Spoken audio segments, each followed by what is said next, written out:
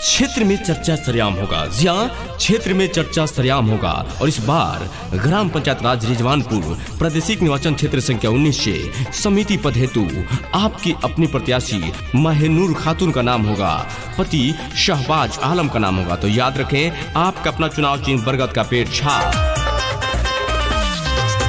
आइल बानी रहू रे दुवरिया, केने बानी सुनिए भैया, कदी न दाया हमसे पार हो जाई नैया, मंगली आशीष महनूर आइल बारी दुआरिया। अरे भैया ये भौजी, याद रखें, हमने क्या अपन चुनाव चिन्ह हटे बरगद के पेड़ छाप, जोन क्रमांक संख्या 5 पे बा। विजयी बनई ह इनके जीतई ह, विजयी बनई ह इनके जीतई ह।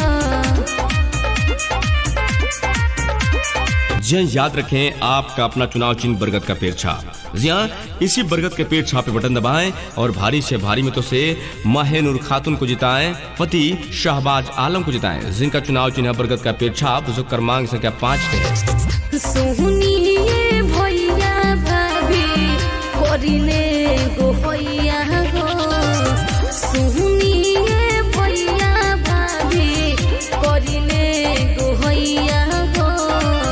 अपना शहबाज आलम के बचैहा पगरिया हो, अपना शहबाज आलम के बचैहा पगरिया हो, अपना महनूर खातून के एक बेरी कह के करी विश्वास, देखो चला मनवा के पूरा होया।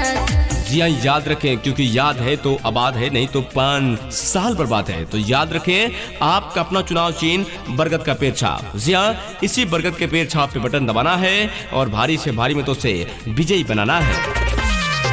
जीती है शहबाज भैया हो, पार को दी चाची नैया हो, जीती है शहबाज भैया हो, पार को दी चाची नैया हो। वोटे अपन देख के तू इनका के जीतई हा, विजयी बनई हा इनके जीतई हा, विजयी बनई हा इनके जीतई हा, विजयी बनई हा। ग्राम पंचायत राज रिजवानपुर प्रादेशिक निर्वाचन क्षेत्र संख्या 19 से पंचायत समिति पद हेतु कर्मठ, नेक, निर्भीक, शिक्षित, लगनशील महिला उम्मीदवार महनूर खातून, पति शहबाज आलम, जिनका चुनाव चिन्ह है बरगद का पेड़ छाप। तो याद रखें, इसी बरगद के पेड़ छाप पे बटन दबाएं और भारी से भारी मतों से विजयी बनाएं। जी हाँ, याद रखें, आपका अपना चुनाव चिन्ह बरगद का पेड़ छाप। जी हाँ, ईवीएम के क्रमांक संख्या 5 पे बटन दबाना है और भारी से भारी मतों से महनूर खातून को जिताना है, शहबाज आलम को जिताना है।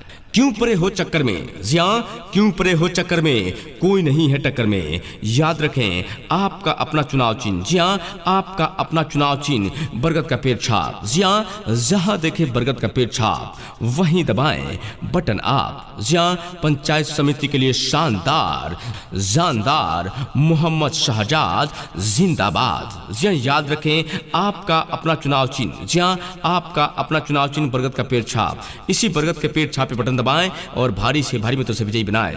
जी हाँ, कोई गरीब ना रहे गांव में, हर एक परिवार को सक्षम बनाएंगे, रोजगार सृजन करेंगे, विकास की गंगा बहाएंगे। जी हाँ, तो याद रखें, यह चुनाव सिर्फ चुनाव नहीं होगा, गांव के विकास के लिए, गांव के विकास के लिए बटन दबाना होगा। तो याद रखें, आपका अपना चुनाव चिन्ह। जी हाँ, आपका अपना चुनाव चिन्ह बरगद का पेड़ छाप। तो इसी बरगद के पेड़ छाप पे बटन दबाएं और भारी से भारी मतों से विजयी बनाएं। जी हाँ, सुधार लेंगे पिछली बार की भूल, सुधार लेंगे पिछली बार की भूल, अब की बार शहबाज भैया को ही जिताएंगे। याद रखें, आपका अपना चुनाव चिन्ह। जी हाँ, आपका अपना चुनाव चिन्ह बरगद का पेड़ छाप, बरगद का पेड़ छाप, बरगद का पेड़ छाप। जी हाँ, कोई नोटों के सहारे बैठा है तो कोई बोतलों के सहारे, कोई नोटों के सहारे बैठा है तो कोई बोतलों के सहारे, कोई विकास की झूठी खोखले वादे के सहारे बैठा है तो कोई जाकर कह दो चुनाव वही जीतेगा जो जनता के दिलों के हौसलों के सहारे बैठा है।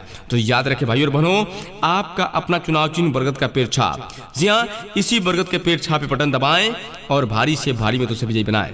विकास का नया फूल खिला के देख लो, विकास का नया फूल खिला के देख लो, तरक्की की खुशबू बिखरा कर देख लो।